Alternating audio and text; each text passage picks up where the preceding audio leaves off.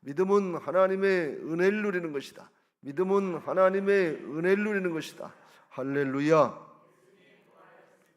그렇습니다. 주님이 십자가와 부활의 복음으로 다 이루어 주셨습니다. 모든 문제의 근원이 되는 죄악의 문제를 싹 다 해결해 주셨습니다. 그거 믿음으로 누리시길 주의 이름으로 축원합니다. 우리는 늘 문제만 보니까 문제가 해결되는 걸 생각해서 뭐의 복음으로 다 되냐 이렇게 생각하는데 문제의 근원이 죄악입니다. 아담과 하와가 죄짐으로 생로병사의 모든 문제가 다 생겼어요. 그거 예수님이 십자가 부활로다가 대속의 십자가로다가 새 생명의 부활로다가 싹 다 이루시고 믿으면 영원토록 예비하신 은혜와 축복들을 놀랍게 누리게 하실 줄로 믿습니다. 할렐루야. 오늘도 예수님이 그런 말씀을 하십니다. 1절 유월절 전에 예수께서 자기가 세상을 떠나 아버지께로 돌아가실 때가 이른 줄 아시고 세상에 있는 자기 사람들을 사랑하시되 끝까지 사랑하시니라. 때를 아는 신앙 하시길 주의 이름으로 축원합니다. 때를 아는 신앙이 복된 신앙이고 때를 아는 사람이 세상에서도 지혜로운 사람이고 성경에 따르면 지도자가 되고 리더가 될 수 있다 그랬어요. 사무엘상하에 보면 이사갈 지파는 시세를 아는 자고 시류를 아는 자고 뭘 해야 되니 그때 뭘 해야 되니 마땅히 해야 될 걸 아는 사람들이 200명이나 있었다 그랬어요. 지금 우리가 때가 어느 때인가 하는 걸 잘 분별하고 그때에 맞게 사는 사람이 있고 지금 때가 어느 때인지 모르고 세상에 도취돼서 사는 경우가 있단 말이죠. 때에는 크게 두 가지가 있어요. 하나님이 주님의 이제 마지막 때라고 해서 3절에도 저녁 먹는 중에 예수는 아버지께서 모든 것을 자기 손에 맡기신 것과 또 자기가 하나님께로부터 오셨다가 하나님께로 돌아가실 것을 아시고 오셨다 가실 때가 됐다는 걸 아셨다는 게 이게 하나님의 때가 있어요. 그리고 우리 또 개인적인 종말의 때가 있어요. 하나님의 우주적인 종말 심판의 때가 있고 개인적인 종말이 있는데 마지막 때가 되고 닿을수록 개인적인 종말이든 하나님의 종말이든 그 때를 알고 바로 방향을 잡으시길 주의 이름으로 축원합니다. 이 때를 몰라서 지금 때가 어느 때인지 모르고 내일 모레 언제 죽을지 오늘 저녁에 주님이 오라 하실지 주님 오늘 저녁에 주님이 재림하실지 모르니까 때에 상관이 없으니까 때에 신경을 안 쓰니까 그냥 세상만 바라보고 나가는 거예요. 그냥 자기 생각 자기 고집에 도취돼서 그것만 붙잡고 나가는데 어느 날 갑자기 어느 순간 갑자기 주님이 오라 하시면 준비가 안 된 거예요. 영적인 성장의 지름길이라고 하는 책을 배우는 분들은 누누이 강조했습니다만 거기 그랬잖아요. 우리 인생 세상에 뭘 이루려고 하는 게 인생이 아니고 하나님의 나라를 준비하는 것이 인생의 목적이다 그랬어요. 이걸 신앙적으로 조금만 깊이 생각해 보면 그게 맞다는 걸 알 수가 있어요. 왜? 우리 생명 내게 아니거든요. 주님의 것인 것을 믿으시기 바랍니다. 주께서 십자가 보혈로 다 대속의 값을 죄값을 치러주시고 보혈로 피값으로 사신 바 됐다 그랬어요. 내게 아니기 때문에 내 마음대로 사는 것이 아니라 주님의 뜻대로 살고 살아도 주를 위해서 죽어도 주를 위해서 사나 죽으나 주의 것입니다. 이 고백이 왜 나오냐? 주님의 피값으로 사신 바 됐어요. 그걸 아니요 그리고 내 인생이요 그리고 나는 어디로 가는 거면 지옥으로 가겠습니다. 죄악으로 죽겠습니다. 이 고집 피우는 거나 마찬가지예요. 이거 때를 알고 때에 맞게 신앙하시길 주의 이름으로 축원합니다. 오늘 주님이 그 때를 아시는 분이 어떻게 하느냐? 마지막 때에 돌아가실 때가 된 걸 알고 이런 줄 아시고 세상에 있는 자기 사람들을 사랑하시되 끝까지 사랑하시냐. 마지막 때가 다가올수록 인생의 종말이 다가올수록 뭐 해야 되냐?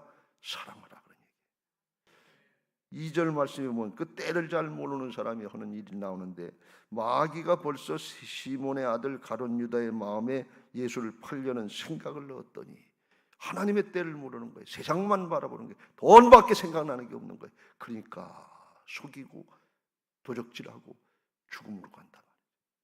때를 모르는 거예요. 주님은 하나님께로부터 왔다. 하나님께로 가니까 하나님 앞에 설 준비를 해야지. 여러분 이거 아주 명심하세요. 예외가 없어요.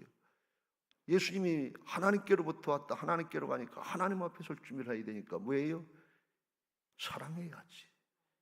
하나님은 사랑이시라. 근데 마귀에 붙잡히면 마귀는 세상 신 아니에요. 눈에 보이는 게 목적 아니에요.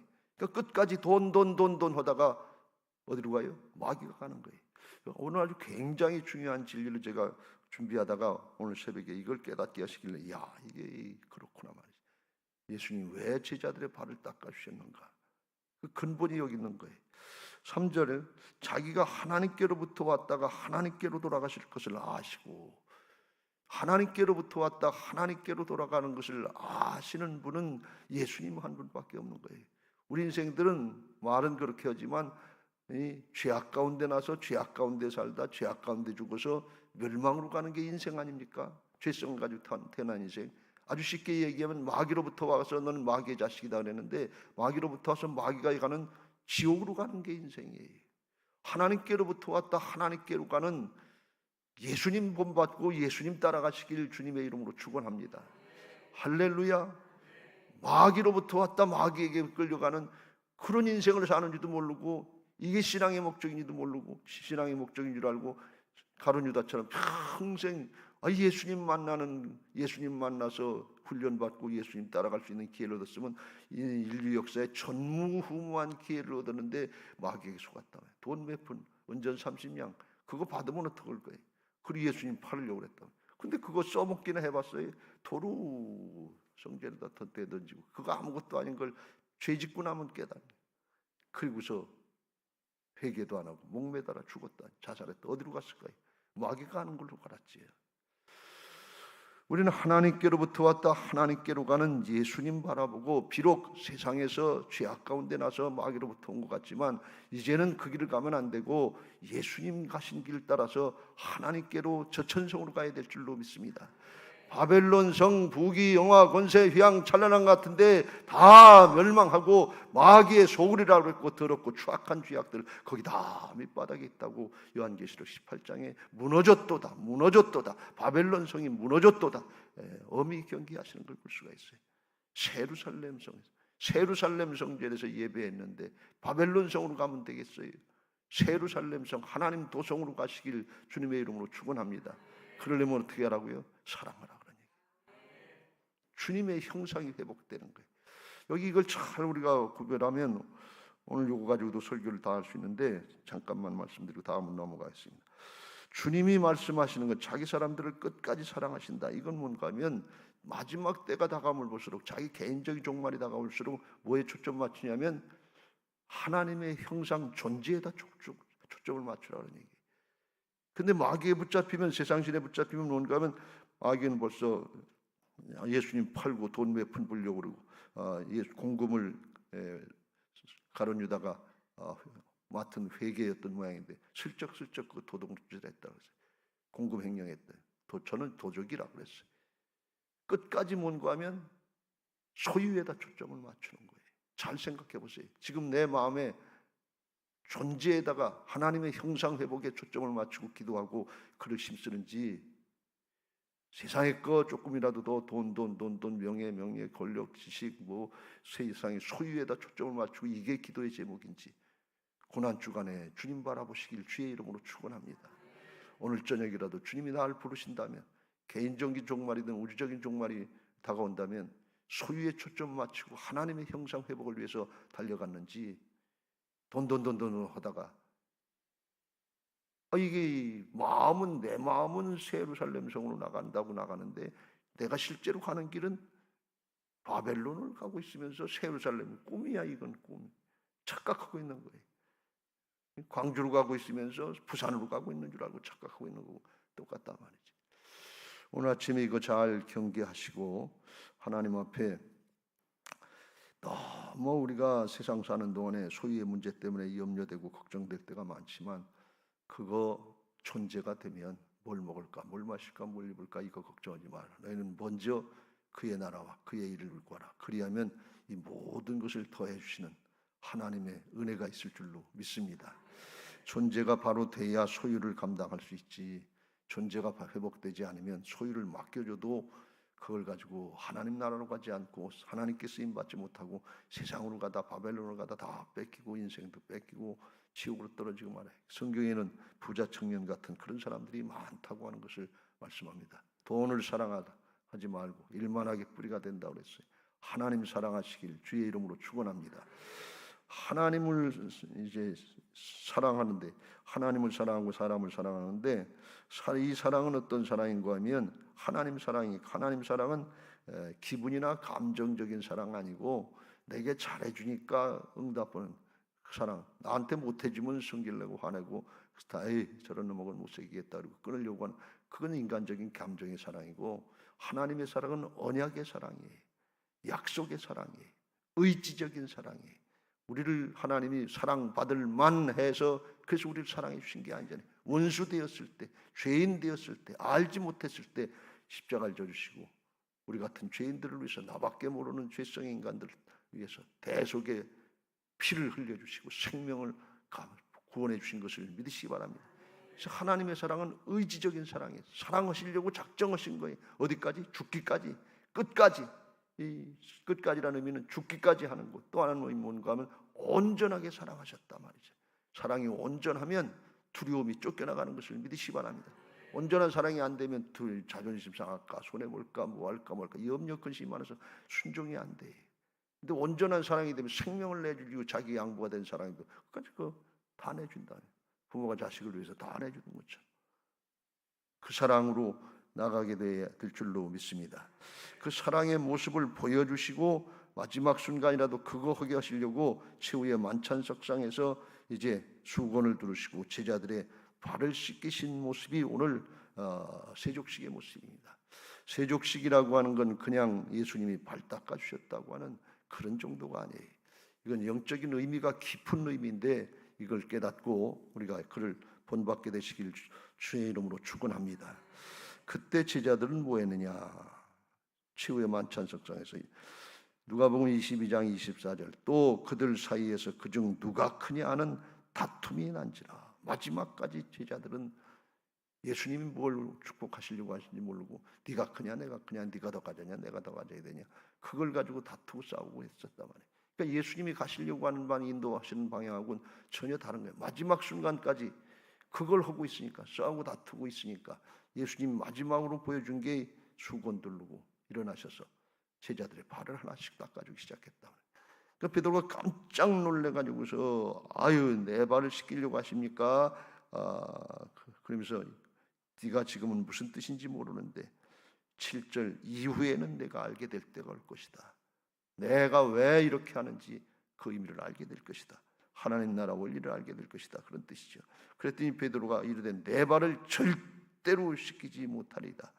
이 절대로라고 하는 것은 영원히 씻기지 못하리라. 관주 밑에 보면 그렇게 나오는데 왜 그러냐면 이게 당시에 스승이 또는 윗사람이 아랫사람의 발을 닦아준다는 것은 종이나 하는 건데, 종도 아주 제일 밑에 종, 이스라엘 백성들 유대인들은 발 닦는 거는 자기 동족에게는 그걸 안 시킨다는 거예요. 누구에게만? 이방인 종이 있을 때나 발 닦는 일을 시키지 아무에게도 자기 동족에게는 그렇게 하대를 하지 않는다는 거예요. 이렇게 천한 일이에요. 그러니까 베드로가 그걸 아는 거예요. 그러니까 아유 선생님이 어떻게 내 발 시킵니까? 그러니까 그때 당시에 세워졌던 이런 질서들, 영적인 질서들, 세상의 질서들, 이걸 뒤집어 엎는 역사예요. 세상을 아주 판을 깨고 뒤집어 엎는 역사니 그런 일이 있을 수가 없는 거예요. 그러니까 베드로의 의미는 이게 두 가지 의미가 있는 거예요. 뭐가 의미가 있는 거? 하나는 그렇게까지 해야 됩니까? 자기 욕심에서 나오는 그렇게까지 선생님이 오시면 나도 우리도 그렇게까지 하라는 말씀인데 아유 선생님 그렇게까지는 못하겠습니다. 이 베드로의 성질이 있잖아요. 내가 예루살렘에 올라가면 십자가를 지고 이제 십자가 지고 죽고 사흘 만에 부활할 거다 그랬더니 첫 번째 순환 예고에 베드로가 그랬잖아요.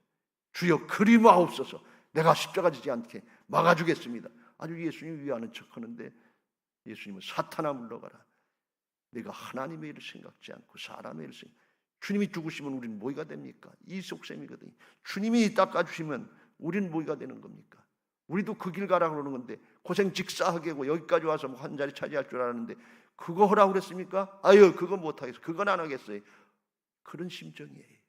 또 하나는 예수님이 진짜 종들 중에서도 하급종, 이방인 종이나 할 수 있는 그걸 주님이 하시려고 합니까? 그건 안 됩니다.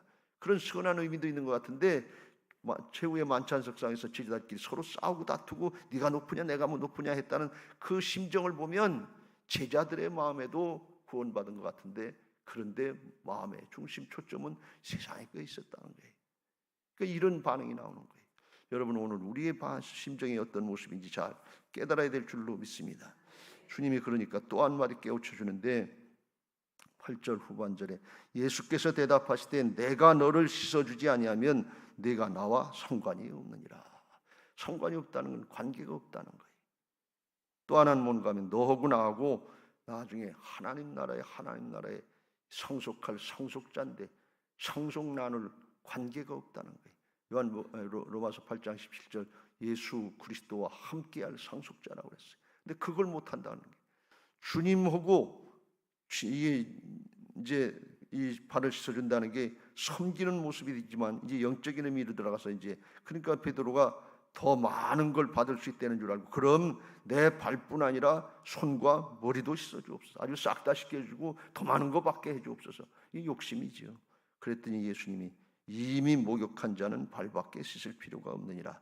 온몸이 깨끗하니라. 너희가 다 깨끗하나 다는 아니다. 가룟유같이 팔아먹을 자도 있다. 세상에 신에게 붙잡힌 자도 있다. 그걸 말씀합니다.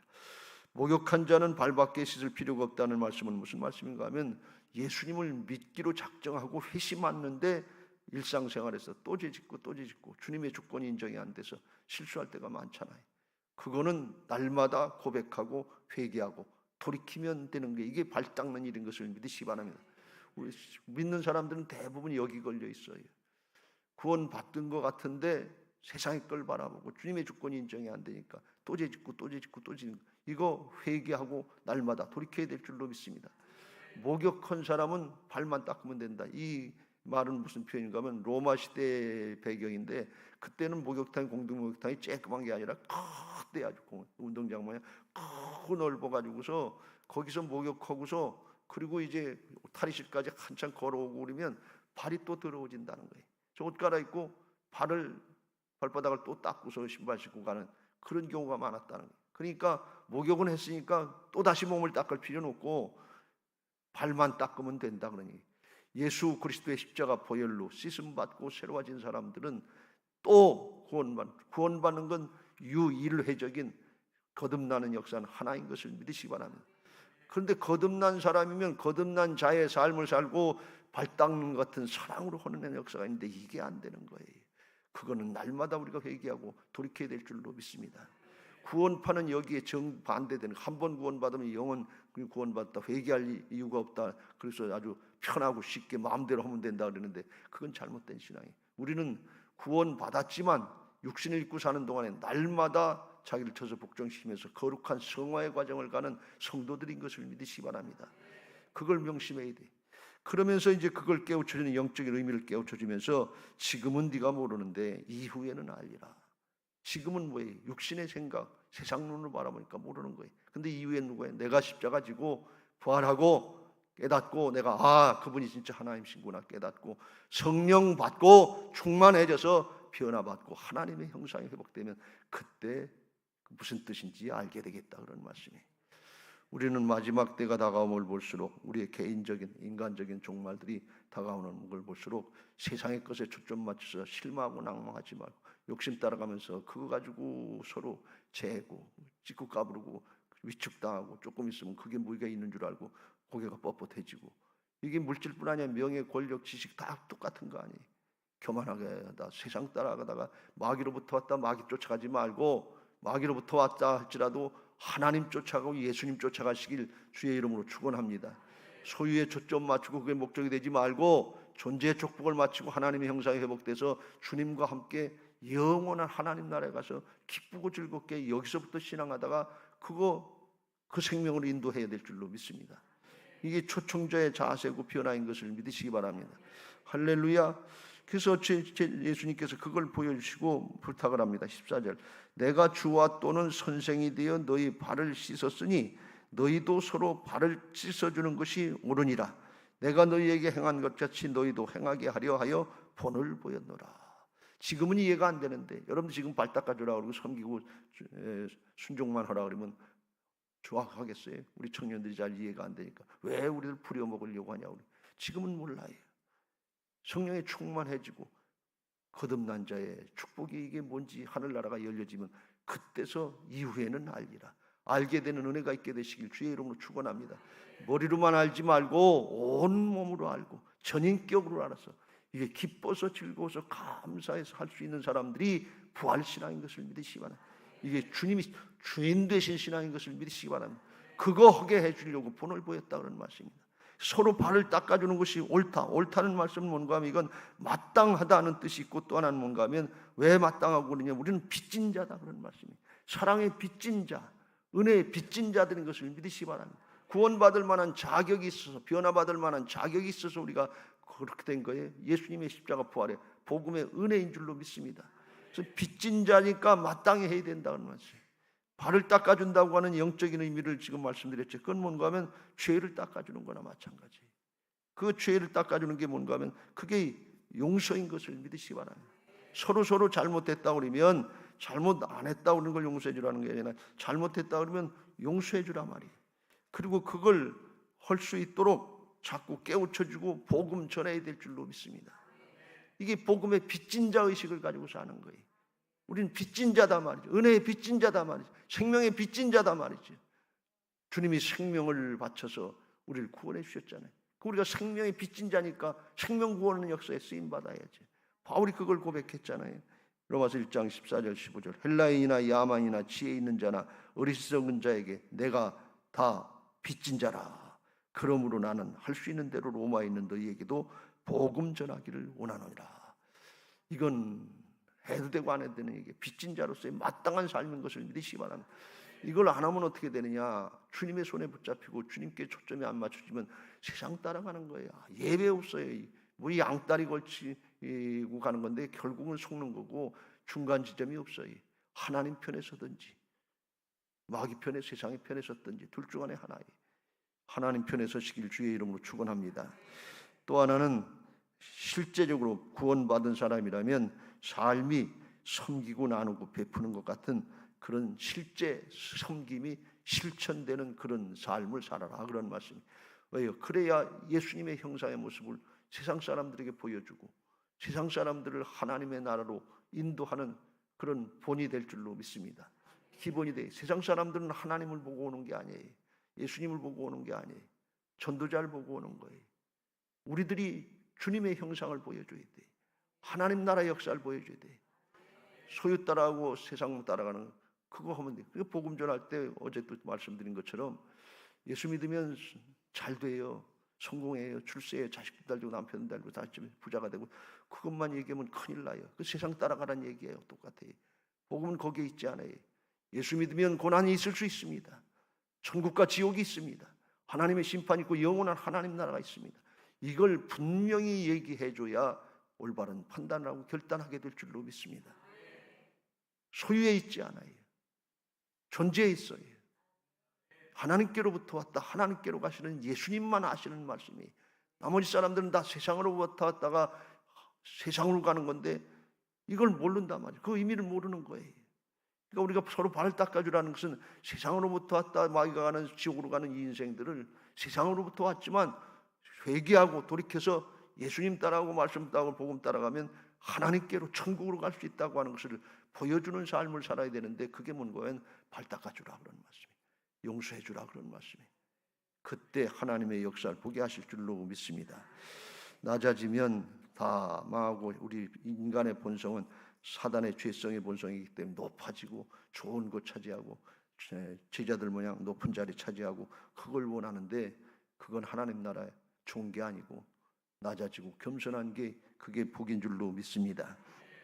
마가복음 9장 35절 예수께서 앉으사 12제자를 불러 이르시되 누구든지 첫째가 되고자 하면 무사람의 끝이 되며 무사람을 섬기는 자가 되어야 하리라. 나는 섬기는 자로 너희 중에 있노라.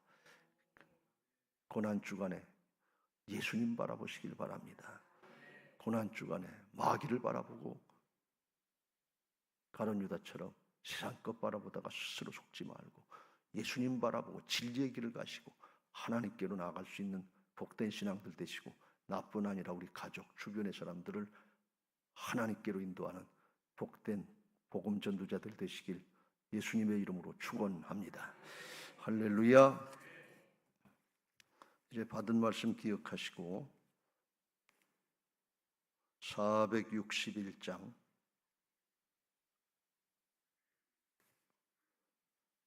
찬송하시고 기도하시겠습니다. 기도 제목 같이 읽고 찬양하겠습니다.